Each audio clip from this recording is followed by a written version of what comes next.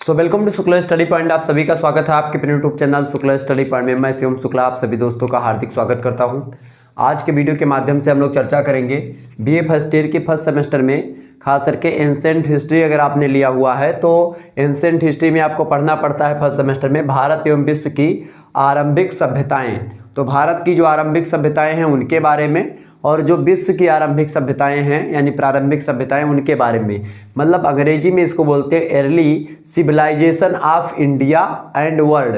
तो आपको जो है खास करके फर्स्ट सेमेस्टर में जब आप एडमिशन लेते हो और आप एंशिएंट हिस्ट्री लेते हो, ancient history archaeology and archaeology and architecture आपको पढ़ना पड़ता है उसमें, ठीक है। तो आपको बता दूं कि एंशिएंट हिस्ट्री एक है और एक है मध्यकालीन हिस्ट्री।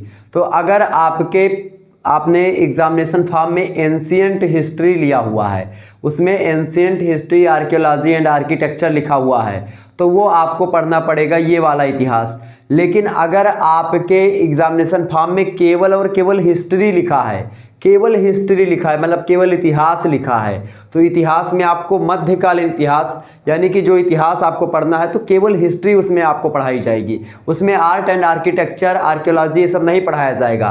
तो आपको बता दूं कि वो इतिहास जो होगा वो मैं अलग से आपको पढ़ाऊंगा, मतलब उसका पेपर अलग होता। दो इतिहास आपको होता है एक प्रकार से बीए में, एक होता है मध्यकालीन, पहले होता था एक प्राचीन, लेकिन अब मध्यकालीन इतिहास नहीं है, अब एक इतिहास आपको पढ़ना पड़ता है केवल इतिहास वाला किताब और एक होती है प्राचीन इतिहास। तो दो आपको पढ़ना होता है, तो दोनों में से केवल एक ही आप पढ़ सकते हो, चाहे आप प्राचीन पढ़ें और चाहे आप मध्यकालीन पढ़ें, ठीक है। तो ये है आपका प्राचीन भारतीय इतिहास, पुरातत्व और संस्कृति यानी कि ancient Indian history archaeology and culture. तो इसमें हम लोगों को पढ़ना है और विस्तार से हम लोग जानने का प्रयास करेंगे कि आखिरकार क्या क्या चीज़ें हमको इसमें पढ़नी है। यानी आज की वीडियो के माध्यम से हम लोग सिलेबस के बारे में चर्चा करेंगे, विस्तार से जानेंगे कि आखिरकार क्या क्या चीज़ें हमको पढ़नी है और पूरा का पूरा चैप्टर्स जो मैं कवर करूंगा ये वो किस तरीके से कवर करूंगा। तो एंशिएंट हिस्ट्री में हम लोगों को पढ़ना क्या है, हमको पढ़ना है early civilization of India and world, मतलब भारत और विश्व की आरंभिक सभ्यताओं के बारे में। नवीनतम पाठ्यक्रम है 2024, 25, 26, 27, 28, इसके लिए और भी आगे चलता रहेगा। एक बात यहीं पर और क्लियर कर दूं कि आप किसी भी विश्वविद्यालय से हैं, सभी विश्वविद्यालयों का सिलेबस सेम है, तो आपको यही पढ़ना है, तो कहीं पर कुछ भटकने की भी आपको आवश्यकता नहीं है, ठीक है। तो आइए इसको चर्चा करने का प्रयास करते हैं। आपकी कोई भी विश्वविद्यालय हो आपको यही पढ़ना पड़ेगा, ठीक है, ये बात ध्यान रखिएगा। रही बात दीनदयाल उपाध्याय गोरखपुर विश्वविद्यालय और कुछ और जैसे लखनऊ विश्वविद्यालय, तो उसमें जैसे शुरुआत के कुछ चैप्टर, आधे चैप्टर इनमें से पेपर 1 बना दिए गए हैं और आधे चैप्टर को पेपर 2 बना दिया गया है, ठीक है। तो वहाँ पर ऐसे होता है, तो सभी के लिए इंपॉर्टेंट है, बस आपको पढ़ते जाना, जो मैं पढ़ाऊंगा वो पढ़ना है, आपका सब कंप्लीट हो जाएगा, ठीक है, ये बात ध्यान रखिएगा। और इससे पहले ऑलरेडी मॉडल पेपर वगैरह 2023 वाले 22 वाले अवेलेबल हैं, तो अगर आपने नहीं देखा है तो आप उनको जरूर देख लीजिएगा, पुरानी वीडियोस हमारे चैनल पर उपलब्ध हैं। बाकी मैं जो है और नई वीडियो देने का प्रयास करूंगा पूरा, ठीक है। देखिए पहले चैप्टर में आपको पढ़ना है अध्ययन के स्रोत। अध्ययन के स्रोत मतलब जब भी कोई इतिहास आप पढ़ते हैं तो इतिहास एक प्रकार से इतिहास को जानने के स्रोत क्या क्या होते हैं उनको जानना होता है। और जब भी इतिहास की अगर बात की जाती है तो इतिहास में अध्ययन के स्रोतों के द्वारा ही पता चलता है, क्योंकि जब इतिहास वो घटित हो रहा था तो उस समय ना तो इतिहासकार थे ना हम लोग थे, कुछ साक्ष्य होते, चाहे कुछ पुस्तकें हमको मिल जाए, उन पुस्तकों में उस समय के बारे में जानकारी लिखी हो, या फिर कुछ मुद्राएं मिल जाए उसका कार्बन डेटिंग कर लें, या पाषाण वगैरह मिल जाए, मूर्तियाँ मिल जाए, कुछ अवशेष मिल जाए, कुछ एक प्रकार से शिलालेख वगैरह बोलते हैं, या स्तंभ लेख हो गया, स्तंभों पर लिखे होते कई सारी बातें, तो वो सब जो होते शिलालेख जो है, स्तंभ लेख, ठीक है, अभिलेख, तो उन सभी के द्वारा ही जानकारी हमको मिलती है। या कुछ विदेशी यात्री आते हैं, वो लोग अपनी किताबों में कुछ लिखते हैं उस समय के इतिहास के बारे में, मतलब उस समय के समकालीन चीज़ों के बारे में, समकालीन परिस्थितियों के बारे में, सामाजिक आर्थिक राजनीतिक सभी प्रकार के सिचुएशंस को वो एक प्रकार से बिना किसी लाग लपेट के लिखते। विदेशी यात्री जो होते हैं वो बिना किसी लाग लपेट के लिखते हैं। उनको कोई मतलब तो होता नहीं कि बड़ाई करनी किसी की, तो वो एकदम से जो चीज़ें होती हैं वास्तविक उनको लिखते हैं। तो इसलिए विदेशी विवरण जो होता है और साक्ष्य होता है इंपॉर्टेंट होता है। और बाकी कार्बन डेटिंग वाली जो प्रक्रिया है वो भी एकदम से वो समय बताती है कि भाई किस समय का ये सिचुएशन रहा, किस समय के बारे में है। तो उस समय में जो किताबें लिखी गई हैं उनके द्वारा हमको जानकारी मिलती है इतिहास की। तो अध्ययन के स्रोतों में सबसे पहले हम लोग पुरातात्विक साक्ष्य को देखेंगे। पुरातात्विक साक्ष्य क्या होता है भाई?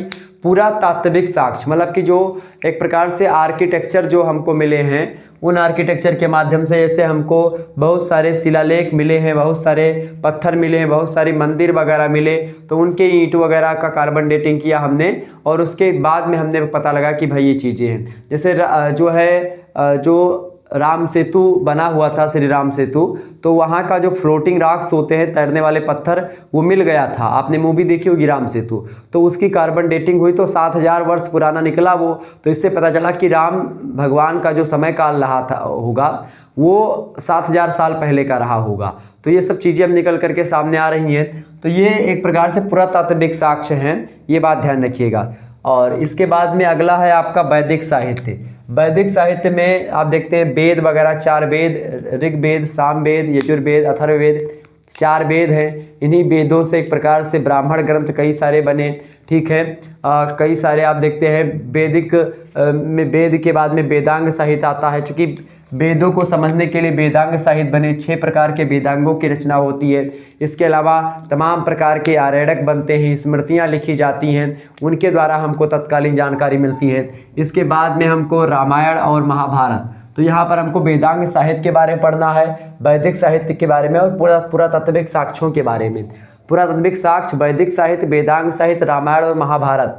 रामायण और महाभारत ये महाकाव्यकालीन युग के हैं, ठीक है। रामायण वाल्मीकि जी की जो रामायण है संस्कृत भाषा में लिखी गई है, उस रामायण की बात यहाँ पर हो रही है। महाभारत जो महर्षि वेदव्यास जी ने लिखा था, उस महाभारत की बात हो रही है। तो इन सभी जो है ग्रंथों को जब अगर आप पढ़ेंगे तो वहाँ पर उस समय की तत्कालीन राजनीति के बारे में, तत्कालीन जो परिस्थितियाँ रही उनके बारे में भौगोलिक जानकारी, यहाँ तक कि सामाजिक और एक प्रकार से सांस्कृतिक तथा धार्मिक जानकारियाँ भी आपको इन पुस्तकों से मिलती हैं। चाहे आप महर्षि वाल्मीकि जी के रामायण की बात कर ले, चाहे महाभारत की बात कर ले। महाभारत में आप देखते हैं एक तरफ एक प्रकार से जो अगर भारत को समझना है तो महाभारत आपको एक प्रकार से पढ़ना पड़ेगा और बड़े ज़बरदस्त तरीके से।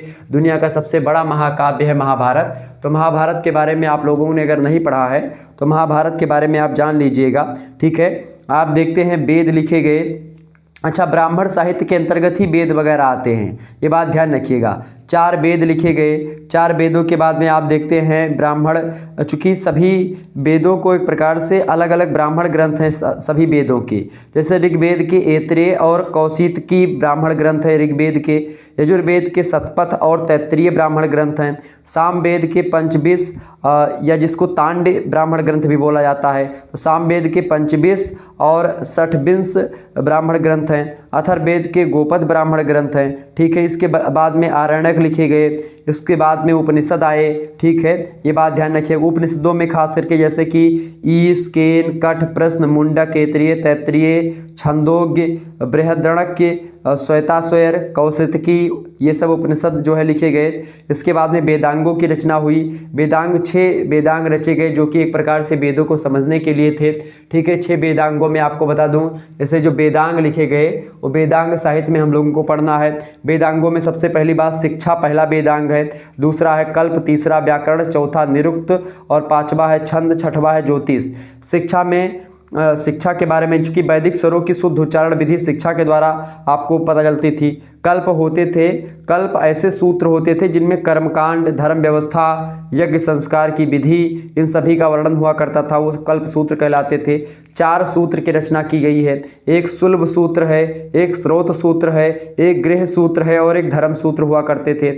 इसके बाद में जो तीसरा वेदांग है उसको बोलते हैं व्याकरण। व्याकरण जो होते हैं शब्दों की मीमांसा करने वाला शास्त्र व्याकरण कहलाता है और जिसका संबंध भाषा संबंधी नियमों से हुआ करता था। व्याकरण की सर्वप्रमुख रचना खास करके पाणिनि के द्वारा की गई अष्टाध्यायी 5वीं ईसा पूर्व की रचना है। तो अष्टाध्यायी जो है ये सब वेदांग साहित्य के बारे में, उसमें खास करके ग्रामर के बारे में यानी व्याकरण के बारे में बताती है। तो 5वीं सदी ईसा पूर्व की रचना है। इसके बाद निरुक्त, निरुक्त माने भाषा विज्ञान। तो भाषा विज्ञान जैसे क्लिष्ट वैदिक शब्दों के संकलन को खास करके इसे निघंटु की व्याख्या हेतु यास्क ने निरुक्त की रचना करी, जो भाषा शास्त्र का प्रथम ग्रंथ माना जाता है। तो इस प्रकार से आप देखते हैं छंद हुए, 5वां जो वेदांग है वो है छंद। वैदिक मंत्र होते थे, छंद मतलब वैदिक मंत्र जो होते थे चूँकि छंदबद्ध रचना होती थी, और इसीलिए छंदों को समझने के लिए छंद के बारे में छंद शास्त्र एक ग्रंथ है पिंगल मुनि के द्वारा लिखा गया। तो पिंगल मुनि के द्वारा जो छंद शास्त्र है वो छंद को समझने में एक प्रकार जानकारी देता है। तो ये सब जो है 5 हो गए। इसके अलावा में यज्ञ वगैरह या कोई अनुष्ठान करना हुआ तो उसके लिए नक्षत्र और ग्रहों की स्थिति को देखा जाता था। उसके बाद में वेदा मतलब कि एक प्रकार से सारी चीज़ें की जाती थी। तो ये सब एक प्रकार से थे। इसके बाद में स्मृतियाँ आती हैं, मनु स्मृति, याज्ञवल्क्य की स्मृति, नारद स्मृति, पाराशर स्मृति, बृहस्पति स्मृति, कात्यायन स्मृति, ये सब स्मृतियाँ आती हैं। फिर उसके बाद में पुराणों की रचना होती है। पुराणों में आपको बता दूँ कि 18 पुराण कहे जाते हैं। 18 पुराण है, जिनमें 18 पुराणों का नाम आप लोग सुन लीजिएगा। पहला मत्स्य, दूसरा मार्कंडेय, तीसरा भविष्य और चौथा भागवत, 5वां ब्राह्मण, 6वां ब्रह्म वैवर्त पुराण और 8वां आपका हो जाएगा ब्रह्म पुराण।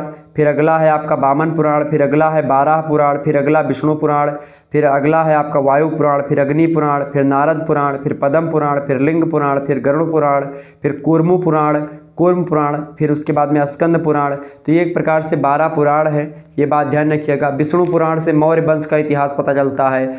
मत्स्य पुराण से आंध्र और शुंग वंश के बारे में जानकारी मिलती है। वायु पुराण से चंद्रगुप्त प्रथम और गुप्त साम्राज्य के बारे में जानकारी मिलती है। तो इस प्रकार से ये सारे जो वेदांग साहित्य या वैदिक साहित्य है या रामायण महाभारत है, ये कहीं ना कहीं पे इतिहास से रिलेटेड है और इतिहास से रिलेटेड जानकारी भी ये देते हैं। तो इसीलिए हमको इनको पढ़ना चाहिए। इसके बाद में हम लोग आगे बढ़ेंगे। वैदिक और वेदांग साहित्य को हम विधिवत समझने वाले हैं। पूरा का पूरा वेद कितने हैं, कौन से वेद में क्या क्या बताया गया है, हम ये सारी चीज़ें आपको बताएंगे। फिर वेदों को समझने के लिए जो वेदांग बने, उन वेदांगों में जैसे मैंने बताया शिक्षा हो गया, निरुक्त हो गई, या व्याकरण हो गया, या एक प्रकार से जो है भाषा विज्ञान की बात मैं करता हूँ वो हो गया, या एक प्रकार से मैं ज्योतिष शास्त्र की बात करता हूँ तो वो सब एक प्रकार से समझने के लिए, वैदिक चीज़ों को समझने के लिए ही वेदांग साहित्य की रचना होती है। इसके बाद में रामायण के बारे में समझेंगे। महर्षि वाल्मीकि ने रामायण के बारे में क्या क्या चीज़ें बताई उसके बारे में समझेंगे। महाभारत में एक प्रकार से किस सिचुएशन से महाभारत गुजरा, महाभारत की जो इंपॉर्टेंट चीज़ें हैं जो आपको जाननी चाहिए, जो आपकी परीक्षा की दृष्टि से इंपॉर्टेंट है, उनको हम लोग समझेंगे। इसके बाद में और आगे बढ़ेंगे हम लोग। चौथे चैप्टर में हमको क्या पढ़ना है भाई? चौथे चैप्टर में हम लोगों को पढ़ना है सिंधु सरस्वती सभ्यता के बारे में। सिंधु नदी और सरस्वती नदी के जो संगम की एक प्रकार से खास करके वो है सभ्यता है, खास करके सिंधु घाटी सभ्यता ही है, लेकिन सिंधु सरस्वती सभ्यता के बारे में, उसकी उत्पत्ति कैसे होती है, इसका विस्तार कहाँ से कहाँ तक है, उसके बारे में समझेंगे। प्रमुख विशेषताएं सिंधु घाटी सभ्यता की क्या क्या रही उनके बारे में हम जानेंगे। इसके बाद में सिंधु घाटी सभ्यता की सामाजिक और धार्मिक प्रकृति कैसी रही है उसको समझेंगे। इसके बाद में वैश्विक संपर्क इनका, मतलब कि सिंधु घाटी सभ्यता के लोग व्यापार वगैरह करने के लिए किन किन देशों से एक प्रकार से व्यापार आयात निर्यात किया करते थे उसको हम लोग समझेंगे जानेंगे, ठीक है। इसके बाद में व्यापार और वाणिज्य और एक प्रकार से मतलब जो उनका वाणिज्य था, व्यापार था, आयात निर्यात का फंडा था, व्यापारिक दृष्टिकोण को हम सारी चीज़ों को जानने का प्रयास करेंगे। किन किन चीज़ों का आयात, किन किन चीज़ों का निर्यात हुआ करता था, छोटे बाज़ार, बड़े बाज़ार, सड़क, नालियाँ और अन्नागार और स्नानागार, सभी के बारे में चर्चा करेंगे जो कुछ मिले हैं इस समय यहाँ से, इन सभी के बारे में। और फिर उसके बाद में पतन के बारे में, और इसका पतन कैसे हुआ सिंधु घाटी सभ्यता का, सिंधु सरस्वती सभ्यता का पतन जो हुआ है वो कुछ लोग बताते हैं बाढ़ के आ जाने से हुआ, कुछ लोग अलग अलग कारण बताते हैं। तो ऐसे में उन सभी विवादों को भी समझेंगे, कौन कौन से विवाद है और कौन कौन से कारण हैं, उन चीज़ों को भी हम जानने का प्रयास करेंगे, ठीक है। तो पतन कैसे हुआ इस सभ्यता का, इसको भी जानेंगे। इसके बाद में हम लोग 5वें चैप्टर में पहुँचेंगे। 5वें चैप्टर में हमको क्या पढ़ना है भाई? 5वें चैप्टर में वैदिक संस्कृति के बारे में हमको जानना है। वैदिक संस्कृति में वैदिक संस्कृति की प्रकृति यानी नेचर कैसा रहा है, तो वैदिक संस्कृति के नेचर को समझेंगे। इसके अलावा आर्यों का सामाजिक संगठन कैसा रहा, जो आर्य हैं उनका जो सामाजिक संगठन था कैसा था, इसके बारे में आपको पढ़ना है। इसके अलावा धार्मिक और आर्थिक जीवन जो रहा उनका आर्यों का, उन धार्मिक और आर्थिक जीवन में किस धर्म को मानते थे, कहाँ से पैसा कमाते थे, क्या करते थे खाने पीने के लिए, इन चीज़ों को आर्थिक जीवन कहा जाता है। ठीक है, किनकी पूजा करते थे, किस भगवान की, वो उनका धार्मिक जीवन है, क्या क्या उनके एक प्रकार से लोकाचार रीतियाँ थी उसके बारे में। इसके अलावा सिंधु सभ्यता के साथ वैदिक सभ्यता का अंतर संबंध क्या था, सिंधु सभ्यता और वैदिक सभ्यता का क्या संबंध था, क्या अंतर संबंध था, inter relationship between Sindhu civilization and Vedic civilization, तो दोनों के बीच जो इंटर रिलेशनशिप है उसको जानेंगे। इसके बाद में हम लोग अगले चैप्टर में पढ़ेंगे। छठा जो चैप्टर है आपका वो है महाकाव्यकालीन संस्कृति। महाकाव्यकालीन संस्कृति में रामायण और महाभारत की बात की जाती है। तो महाकाव्यकालीन संस्कृति यानी कल्चर उस समय कैसा रहा रामायण का और महाभारत का, उसके बारे में यहाँ पर आपको पढ़ना है। इसके सामाजिक संगठन यानी जो महाकाव्यकालीन संस्कृति थी उस वहाँ पर उस समय की स्थिति में लोगों का सामाजिक संगठन कैसा था, लोग कैसे जीवन जीते थे, उनका सामाजिक जो संबंध था वो कैसा था उसको देखेंगे, संगठन कैसा था, नैतिक आदर्श क्या थे उस समय के करेंगे। इसके बाद में और आगे बढ़ेंगे। सातवें चैप्टर में हम लोग अध्ययन के स्रोतों के बारे में समझेंगे। अध्ययन के स्रोतों में साहित्यिक और पुरातात्विक साक्ष्यों को हम देख लेंगे। कुछ साहित्यिक स्रोत हैं जिनके माध्यम से हमको इस समय के इतिहास के बारे में जानकारी मिलती है। साहित्यिक स्रोतों में और पुरातात्विक साक्ष्यों के द्वारा हम लोग जानने का प्रयास करेंगे। अच्छा, ऐसे में जैन साहित्य और बौद्ध साहित्य का भी कुछ योगदान रहा है, ठीक है, इतिहास जानने में, तो उसके बारे में समझेंगे। चाहे 16 महाजनपदों की बात की जाए, अंगुत्तर निकाय में मिलता है, ठीक है, इस प्रकार से हम उन चीज़ों को भी जानेंगे। इसके बाद में जो विश्व की सभ्यताओं में आप आ जाइए, तो विश्व की सभ्यताओं में हम लोग 8वें चैप्टर में मेसोपोटामिया की सभ्यता को देखेंगे। मेसोपोटामिया का सभ्यता का उद्भव कैसे होता है और इसका विकास कैसे कैसे होता है और कहाँ कहाँ तक एक प्रकार से सभ्यता फैली रही, ये सब चीज़ों को हम लोग चर्चा करने का प्रयास करेंगे। इसके बाद में सामाजिक और धार्मिक विशेषताएं क्या रही, सामाजिक जीवन कैसा रहा, धार्मिक जीवन कैसा रहा मेसोपोटामिया सभ्यता के लोगों का, इन चीज़ों को हम लोग यहाँ पर समझेंगे। इसके बाद में सुमेरियन सभ्यता के बारे में जानेंगे। सुमेरियन सभ्यता का उद्भव, विकास, विस्तार, धार्मिक और सामाजिक विशेषताओं को समझेंगे सुमेरियन सभ्यता के बारे में, ठीक है, प्रश्न आपसे पूछा जाता है। इसके बाद में यही चीज़ हम बेबीलोनियन सभ्यता के बारे में जानेंगे। बेबीलोनियन सभ्यता का उद्भव, विकास, विस्तार, धार्मिक, आर्थिक जीवन, सामाजिक जीवन कैसा रहा उसको जानेंगे। फिर इसके बाद में हम लोगों को असीरियन सभ्यता के बारे में जानना है। असीरियन सभ्यता कहाँ पर थी, इसका विस्तार कितना था, विकास कैसे कैसे हुआ, उद्भव कैसे हुआ, इन चीज़ों को हम समझने का प्रयास करेंगे। तो इस प्रकार से असीरियन सभ्यता के बारे में कुछ बातें मैंने आपको बताई। इसके बाद में हमको आगे पढ़ना है 9वें नंबर चैप्टर में नील नदी घाटी जो है उसकी सभ्यता का विकास कैसे हुआ। नील नदी जो नदी है उसके जो है खास करके जितनी भी सभ्यताओं का विकास आप देखेंगे, जितनी भी सभ्यताओं का विकास, चाहे वर्ल्ड लेवल की जो सभ्यताएं हैं या एक प्रकार से जो भारतीय लेवल की सभ्यताएं, मतलब कि जो भारतीय सभ्यताएं हैं चाहे विश्व की सभ्यताएं हैं, सभी सभ्यताओं का विकास किसी न किसी नदी के किनारे ही हुआ है। क्योंकि नदियों के किनारे बसने का कुछ कारण था। तो एक प्रश्न यहाँ पर ये भी एग्जाम में कई बार पूछा गया है कि ये बताइए कि जो नदियों का विकास होता, मतलब कि जो सभ्यताओं का विकास हुआ है, अधिकतर सभ्यताओं का विकास नदियों के किनारे हुआ, इसको सिद्ध कीजिए। तो आपको सिद्ध करना होगा सही सभी सभ्यताओं का और उनके किनारे नदियों का बसाव। तो इसको भी हम विस्तार से चर्चा करने का प्रयास करेंगे। तो एग्जाम पॉइंट आप व्यू से भी और जानकारी की दृष्टि से भी, दोनों दृष्टि से मैं आपको पूरा सिलेबस कवर करवाने का प्रयास करूंगा। तो आप सभी लोग वीडियो को लाइक और चैनल को सब्सक्राइब कर दीजिएगा। नील नदी घाटी की सभ्यता की अगर बात की जाए तो नील नदी घाटी की सभ्यता का उदय कैसे हुआ, उद्भव कैसे हुआ, विकास कैसे हुआ, कहाँ कहाँ तक फैली थी, इसको जानेंगे। इसके अलावा सामाजिक जीवन कैसा रहा उनका और धार्मिक प्रकृति उनकी कैसी रही है। नील नदी घाटी सभ्यता के लोगों की धार्मिक जीवन कैसा रहा, किन देवी देवताओं को मानते थे, उन चीज़ों को हम लोग यहाँ पर पढ़ने का प्रयास करेंगे। इसके बाद में 10वें चैप्टर में आपको क्या पढ़ना है, 10 नंबर चैप्टर में या लास्ट चैप्टर में आपको पढ़ना है चीन सभ्यता के बारे में। जो चीन की सभ्यता उसके बारे में आपको पढ़ना है।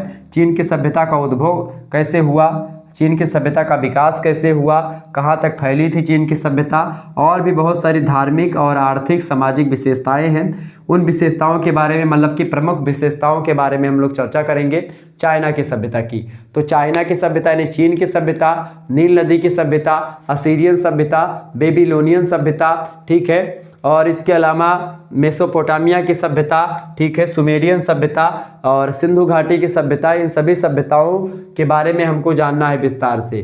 तो भारतीय सभ्यताओं में सिंधु सरस्वती सभ्यता के बारे में जानेंगे और उसके बाद में हम लोग विश्व की सभ्यताओं के बारे में विधिवत जानकारी ग्रहण करेंगे। तो कुल मिलाकर के यहाँ पर आप विभिन्न सभ्यताओं के आर्थिक, सामाजिक, राजनीतिक जीवन तो उस समय नहीं रहा होगा, तो धार्मिक, आर्थिक और एक प्रकार से सामाजिक जीवन के बारे में, उनका क्रियाकलाप क्या था, धार्मिक जीवन में वो किन किन देवताओं को एक प्रकार से मानते थे और एक प्रकार से आर्थिक जीवन उनका कैसा था, किस तरीके से जीवन यापन अपना करते थे, व्यापार करते थे तो किन चीज़ों का व्यापार करते थे, इन चीज़ों के बारे में हम लोग चर्चा करने का प्रयास करेंगे। तो ये सिलेबस आपको पढ़ना, early civilization of India and world, इसके बारे में हम लोग जानने का प्रयास करेंगे। मात्र इतना सा सिलेबस है, तो इसके बारे में हम जानने का प्रयास करेंगे, विस्तार से आपको मैं समझा दूंगा। रामायण और महाभारत भी एक चैप्टर है, यहाँ से भी प्रश्न आपका बहुत इंपॉर्टेंट पूछा जाता है और यहाँ तक वैदिक और वेदांग साहित्य को विधिवत अध्ययन करना है। तो वैदिक और वेदांग साहित्य को मैं सोचूंगा कि विस्तार से मैं मतलब कि शुरुआती चैप्टर में ही आपको पढ़ा दूं, ताकि जो है आपको विधिवत तरीके से चीज़ें पता हों, ठीक है। रामायण, महाभारत, इन पर मैं चर्चा करूंगा, सिंधु घाटी सभ्यता के बारे में चर्चा करूंगा। तो इन सभी पर आपको वीडियोज़ मिलती रहेंगी, तो आप सभी लोग चैनल को सब्सक्राइब कर दीजिएगा, सारी वीडियोस आपको मिलती रहेंगी। हालांकि 2023 की playlist Shukla study point channel पर ऑलरेडी अवेलेबल है, तो आप में से अगर अभी से आपको तैयारी, वैसे मैं आपको सजेस्ट यही करूंगा कि अभी जाकर के प्लेलिस्ट में जो वीडियोस पड़ी हैं, हर एक सब्जेक्ट की प्लेलिस्ट है, हर एक सब्जेक्ट की वीडियो है, हर एक विश्वविद्यालय के क्वेश्चन पेपर जो होते हैं वो क्वेश्चन पेपर भी आपको प्लेलिस्ट में मिल जाएंगे।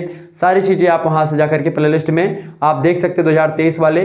तो अगर आप उनको देख लेंगे तो आपको समझने में आसानी होगी जब मैं चैप्टर वाइज वीडियो आपको प्रोवाइड करवाऊंगा, ठीक है। धन्यवाद, मिलते हैं फिर नेक्स्ट वीडियो में, तब तक के लिए जय हिंद, जय भारत। आप सभी का बहुत बहुत धन्यवाद हमारे साथ जुड़ने के लिए। इसी प्रकार से अपना प्यार हमेशा बनाए रखिएगा। जय हिंद, जय भारत, बहुत बहुत धन्यवाद।